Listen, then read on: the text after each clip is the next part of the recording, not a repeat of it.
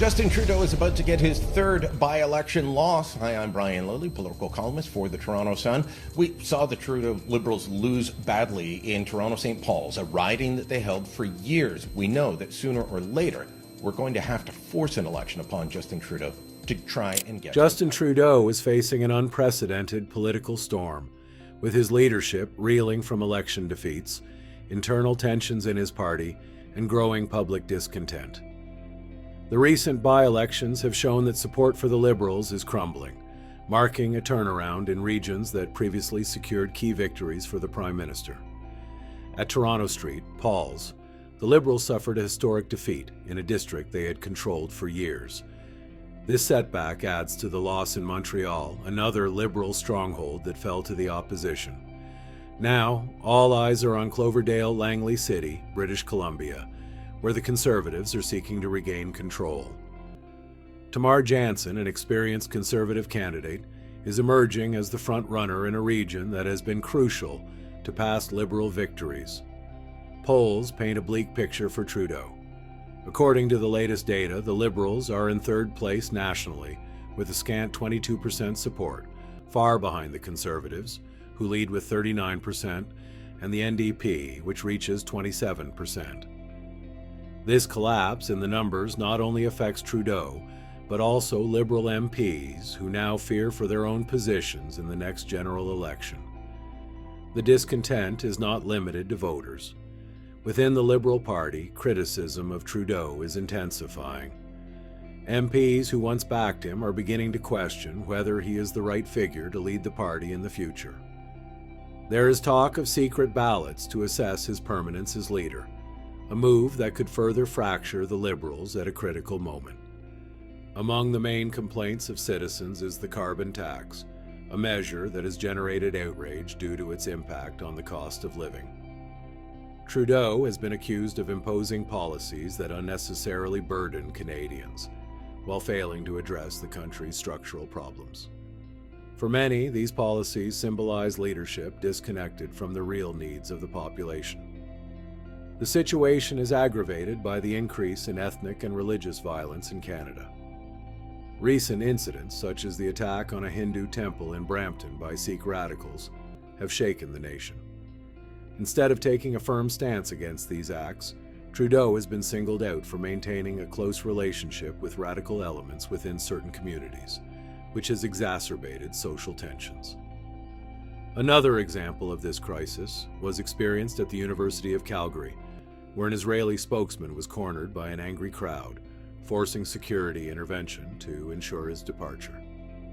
These events highlight a deterioration in the peaceful coexistence that Canada used to represent, with many blaming the Prime Minister for failing to act firmly to stop this spiral of hatred. That has been flip-flopping between the Conservatives and the Liberals for a while now, and trust me, it's going to turn blue again. John Aldag, the Liberal MP, has stepped down. Tamara Jansen, who held the riding from 2019 to 2021, is running again for the Conservatives. Regions like British Columbia, which previously propelled Trudeau to power, now seem to turn their backs on him. This shift in voter preferences underscores a widespread weariness with his government and a search for alternatives that promise real change. For the Liberals, losing support in this region not only means an electoral defeat, but also a direct blow to the base of their political power. Meanwhile, the Conservatives are using this opportunity to consolidate their position as the main political force in the country. Led by a strategy focused on criticizing the failures of the Liberal government, they have managed to capitalize on voter discontent and position themselves as the preferred option for a change of course in Canada. Inside Parliament, tensions are palpable. Trudeau has survived 2 confidence votes and an internal coup attempt in his party, but his position remains fragile. The divisions among the Liberals reflect not only political disagreements, but also a collective fear about the future of the party under his leadership. The collapse in support for Trudeau is especially felt in key provinces such as Ontario and British Columbia, where discontent is most evident. These regions, which previously secured Liberal victories, are now showing a drastic shift towards the Conservatives, intensifying pressure on the Prime Minister. Regional breakdown table from Abacus data in their latest poll. The Trudeau Liberals are in third place. The Conservatives are well out in front with 39% voter support. The NDP is in second, but they're still well back. They're at 27% support, and the Trudeau Liberals in third at 22%. That's remarkable. In terms of leadership, Trudeau faces criticism for having lost the charisma that once made him a unifying figure. Now, many see him as a burden on his party, unable to respond to the challenges facing the country. Even his closest allies are beginning to consider whether it's time to look for a new leader who can revive the Liberal brand. The combination of unpopular policies, internal tensions, and social crises has created an environment in which Trudeau's leadership seems untenable. Each electoral defeat reinforces the narrative of a government in decline, while polls continue to show support in free fall. Fears of a catastrophic election defeat are pushing many Liberals to distance themselves from Trudeau. As the Conservatives widen their lead in the polls, the party faces a crossroads: stay true to its current leader or seek radical change to avoid a total collapse. Voters, for their part, are sending a clear message. They want leadership that represents real change, not more of the same. The growing frustration with Trudeau is palpable across the country, from the ballot box to the daily conversations of Canadians. The question now is not whether Trudeau will face more challenges, but how long he will be able to hold out before his leadership completely collapses. With each by-election lost, its position becomes more untenable, and the future of the Liberal Party looks more uncertain than ever.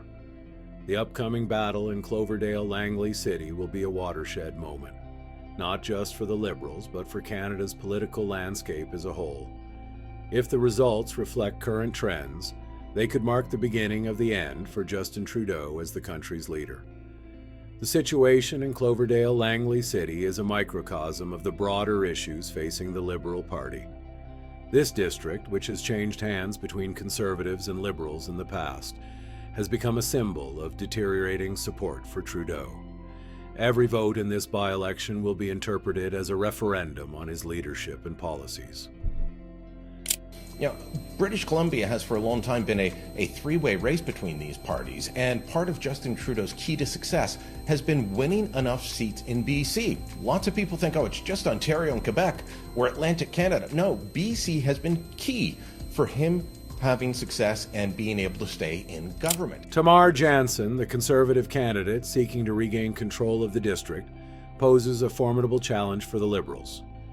With previous experience and a solid base of support, Jansen is seen as a figure capable of capitalizing on widespread discontent with Liberal policies, especially on economic and social issues. His campaign focuses on the need for change, a message that resonates strongly with voters. On the other hand, Liberals lack a clear message that can counter Conservatives' narrative. Trudeau's policies, such as the carbon tax and weak responses to social crises, have alienated many voters who used to be loyal to the party. Instead of inspiring confidence, the government seems trapped in a spiral of justifications and unfulfilled promises. Internal tensions in the Liberal Party not only affect the morale of its members, but also weaken the public perception of the government. Every sign of internal division feeds the idea that the party is not prepared to face the country's challenges. This, combined with polling figures, reinforces the narrative that Liberals are losing political relevance. Meanwhile, the Conservatives continue to gain ground with a well-defined strategy. They have managed to frame Trudeau as a leader disconnected from reality and more concerned with his international image than with the needs of Canadians. This perception is amplified by recent incidents of violence and social tension, which many attribute to the lack of decisive action by the Prime Minister. In British Columbia, a region historically key to Trudeau's electoral success, the discontent is palpable. Voters who once backed the Liberal Party are now looking for alternatives that offer concrete solutions to problems such as the cost of living, public safety, and national unity. This loss of support could mean a devastating blow to the party in future general elections.